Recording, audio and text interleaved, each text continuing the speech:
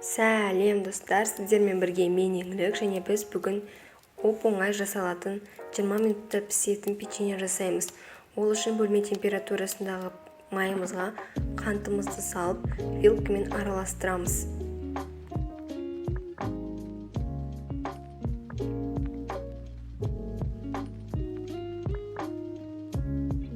Сосын бір жұмыртқамызды қосып, тағы да солай араластырамыз.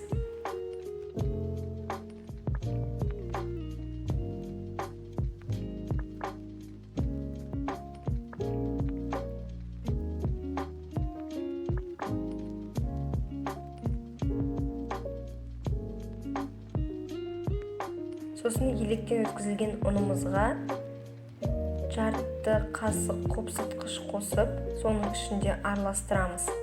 Сосын оны жұмыртқалы массамызға аз-аздан сала отырып араластырамыз да қамыр илейміз.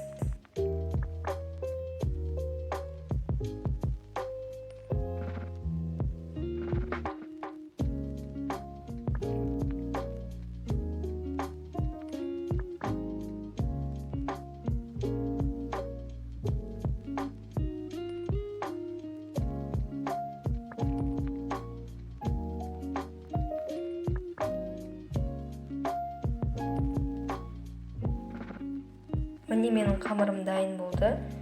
Осында жұмсақ болу керек. Қолға тек кішкене ғана жабысып тұру керек.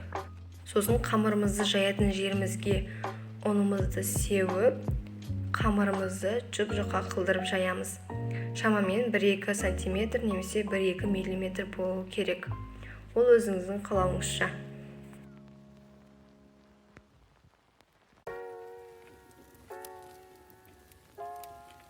Сосын противинді майлап қоямыз.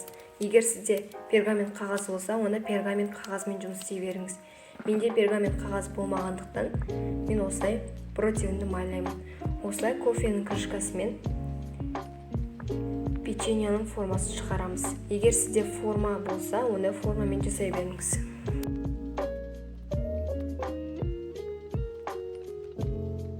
Болғаннан кейін печеньемізді противинге қойып, 180 градуста 20 минут немесе 15 минут пісіреміз. Біздің печеньеміз дайын, астарыңыз дәмді болсын. Сіздермен бірге болған мен Еңлік, менің каналыма тіркеліп, осы видеоға лайк басуды ұмытпаңыздар. Сау болыңыздар.